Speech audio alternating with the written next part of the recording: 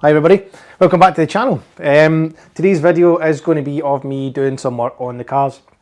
On Saturday, which is tomorrow, I've got Adam Smith coming over to see some of the collection. Well, in fact, he's coming to see all the collection. And this is the first time I've had all the cars together in a long time. Usually they've been dotted here and there in storage, so I'm bringing them all out of storage and I'm going to park them all up out the back door for Adam visiting.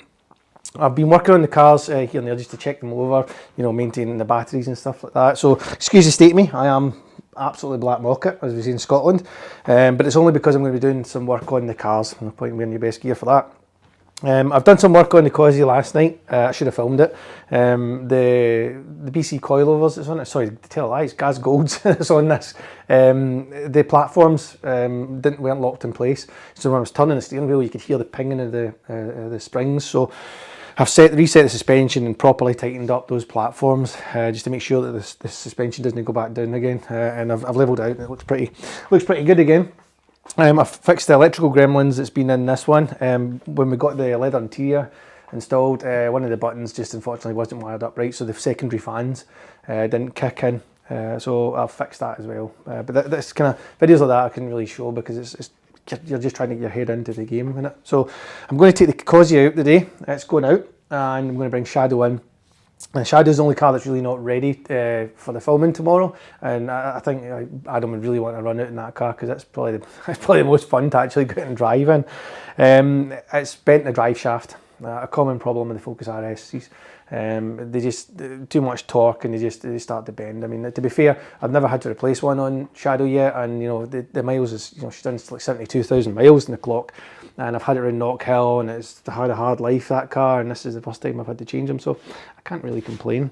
Expensive part from Ford, unfortunately, for that one, but yeah, today's video is just literally me going to do the changeover in the drive shafts. I'll check over everything else. I know that I need to change over the passenger seat subframe. When I got the seats and I got the subframes, the driver's one actually sits higher than the passenger, but the driver's is a much better height.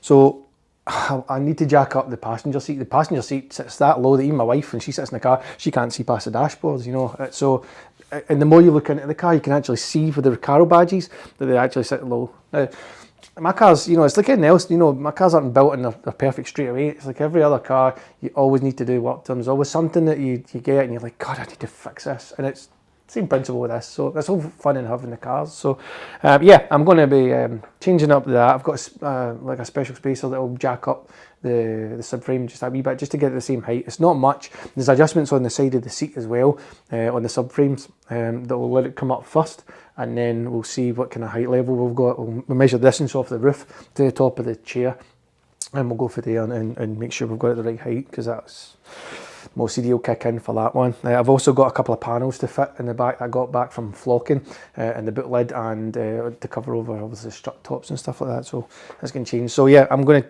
take this out, get Shadow in, and we'll do a wee time-lapse video of me wrestling with a drive shaft in the driver's side on Shadow. So yeah, keep with me and I'll see you a bit later.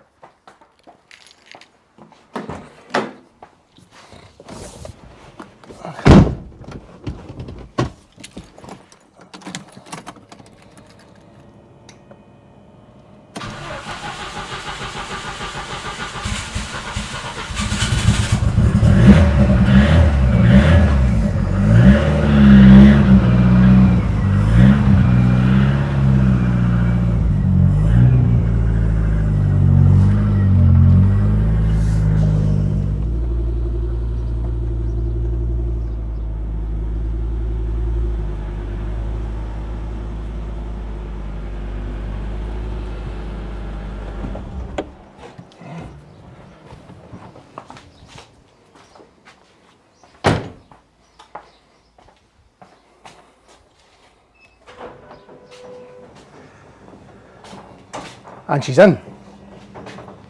Ready to go.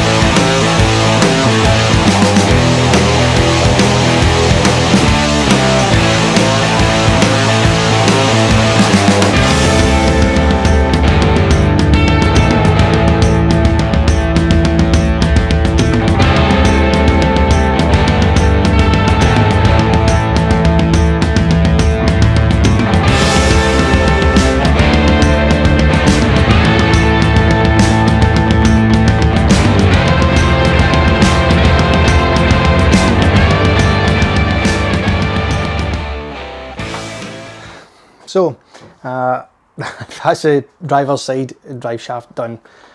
I've got to admit, it took me a lot longer than what I was expecting. Anytime I've ever done one of these, it's been the passenger side, so it's my first time actually doing the driver's side, which I've got to admit was an absolute nightmare for me.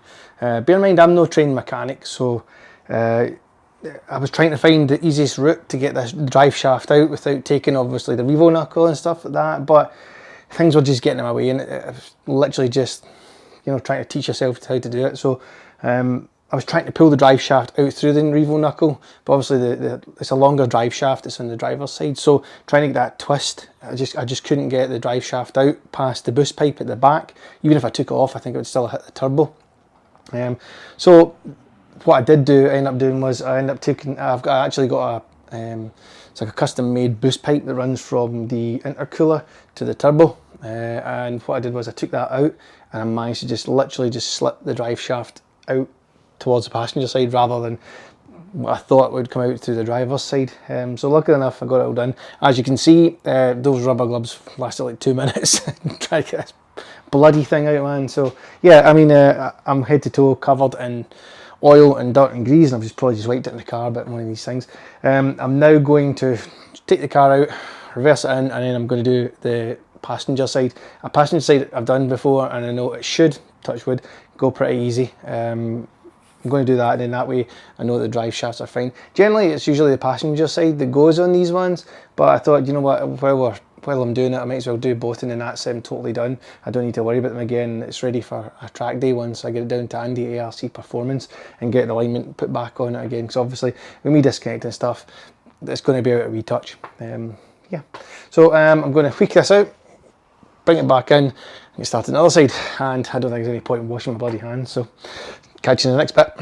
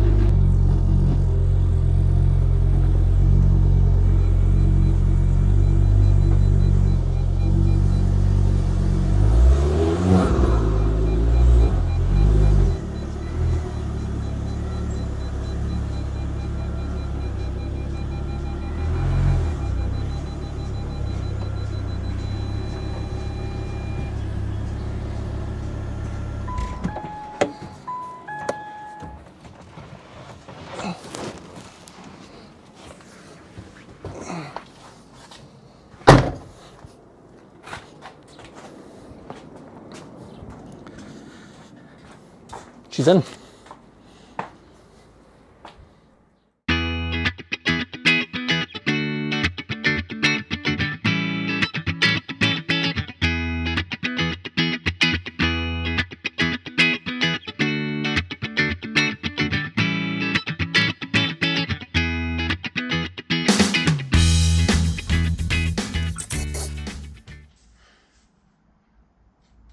Done.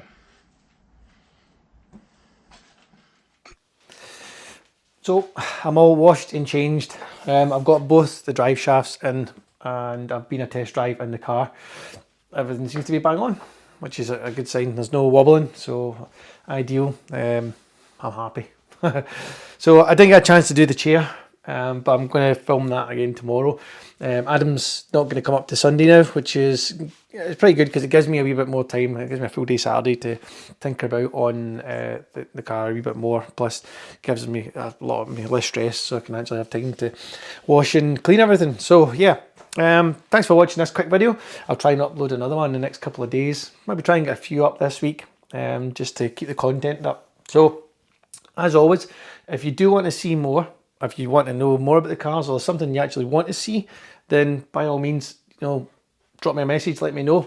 I'm here for you guys, not for me. So if you want to see anything like towards the cars at all, maybe a bit about myself, then by all means, let me know. I'll be happy to help.